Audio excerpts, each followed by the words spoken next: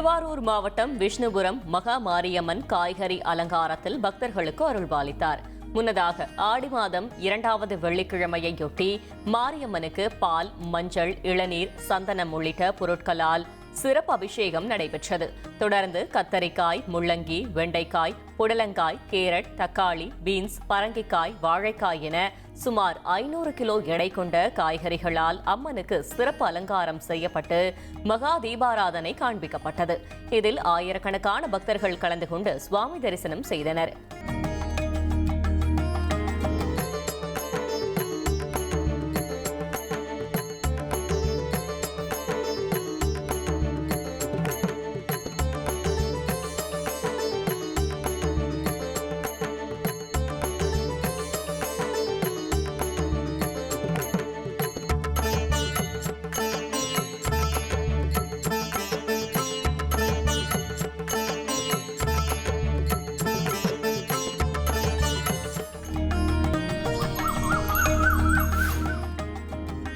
மயிலாடுதுறை மாவட்டம் மேலையூர் ஸ்ரீ காளியம்மன் கோயிலில் 108 பெண்கள் பங்கேற்ற திருவிளக்கு பூஜை நடைபெற்றது.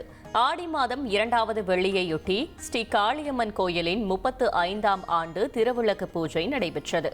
இதில் உலக நன்மை வேண்டியும் பல்வேறு வேண்டுதல்களுடனும் பெண்கள் குத்து விளக்கை அம்மனாக பாவித்து புஷ்பங்களால் அர்ச்சனை செய்து வழிபாடு நடத்தினர்.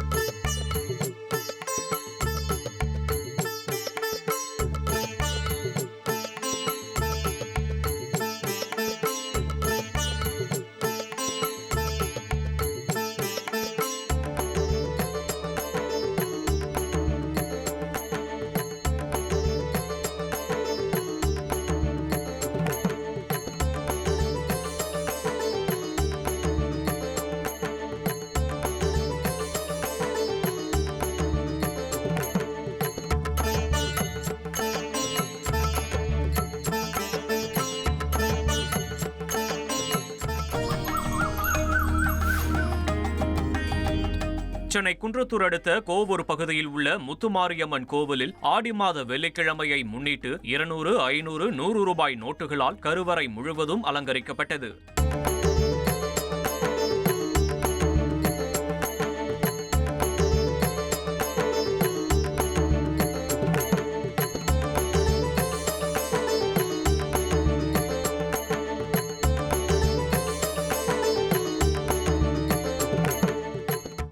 அம்மனுக்கு வண்ண மலர்களால் அலங்காரம் செய்யப்பட்டு தீபாராதனை காண்பிக்கப்பட்டது. இதில் திரளான பக்தர்கள் கலந்து கொண்டு சாமி தரிசனம் செய்தனர்.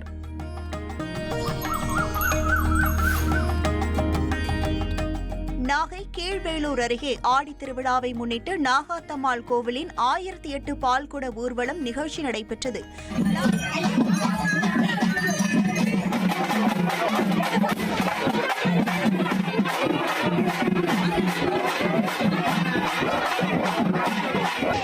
நாகை மாவட்டம் ஸ்ரீ கண்டிநத்தம் கிராமத்தில் உள்ள நாகாத்தம்மாள் கோவிலின் ஆடி திருவிழா கடந்த 19ஆம் தேதி காப்பு கட்டுதலுடன் தொடங்கியது.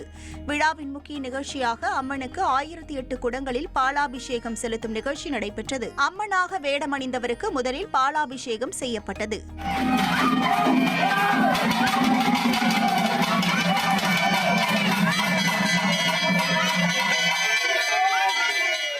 தொடர்ந்து 1000த்திற்கும் மேற்பட்ட பக்தர்கள் பால் குடங்களை சுமந்து வந்து அம்மனுக்கு பாலாபிஷேகம் செய்து தங்களது வேண்டுதலை நிறைவேற்றி வழிபட்டனர். ட்ரெண்ட ஃப்ரெண்ட் ஆக்கிக்கோங்க. தந்தி டிவியின் சப்ஸ்கிரைபர்ஸ் அண்ட் ஃபாலோவர்ஸ் குடும்பத்துல நீங்களும் இணையுங்க.